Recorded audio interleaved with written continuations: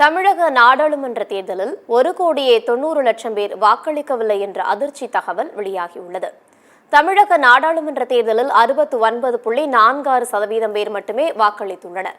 அதன்படி 4,32,97,144 பேர் வாக்களித்துள்ளனர்.